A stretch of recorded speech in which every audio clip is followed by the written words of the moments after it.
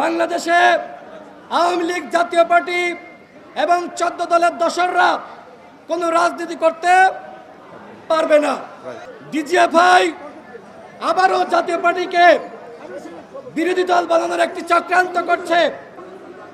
আপনারা জানেন গতকাল কিভাবে ঠিক আমি যেখানে কথা বলছি দাঁড়িয়ে এই জায়গায় রাত 9:45টার দিকে সেনাবাহিনী এবং পুলিশ যৌথভাবে আমাদের নেতাকর্মীদের উপর হামলা করে।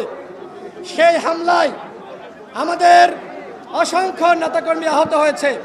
গণ অধিকার পরিষদের সংগ্রামী সভাপতি নুরুল হক নূর সহ আমাদের নেতাকর্মীরা আহত হয়েছেন এবং আজকে এই বিক্ষোভ সমাবেশ এবং সংহতি সমাবেশে বক্তব্য রাখার জন্য বিভিন্ন রাজনৈতিক দলের নেতৃবৃন্দরা উপস্থিত হয়েছেন।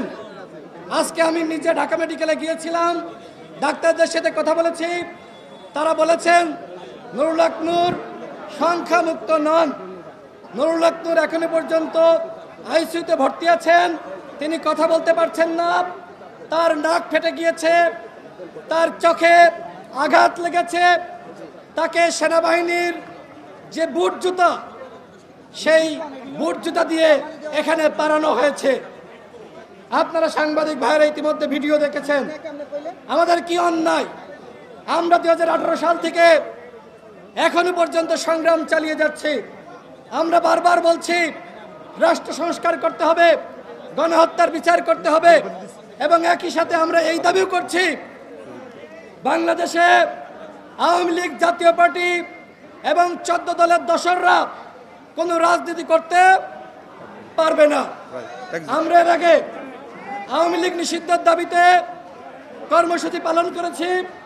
সরকার আওয়ামী লীগের সাংগঠনিক কার্যক্রম নিষিদ্ধ করেছে, তাদের নিবন্ধন স্থগিত করেছে। আমরা স্পষ্ট তথ্য পেয়েছি ডিজিএফআই আবারও জাতীয় পার্টিকে বিরোধী দল বানানোর একটি চক্রান্ত করছে এবং তার ধারাবাহিকতায় আমরা দেখছি জাতীয় পার্টি তারা মিছিল করছে, মিটিং করছে। গতকাল আমাদের নেতাকর্মীদের উপর হামলা করেছে। আজকে নেতৃবৃন্দরা এসেছেন, তারা সংক্ষেপে সংহতি জানাবেন।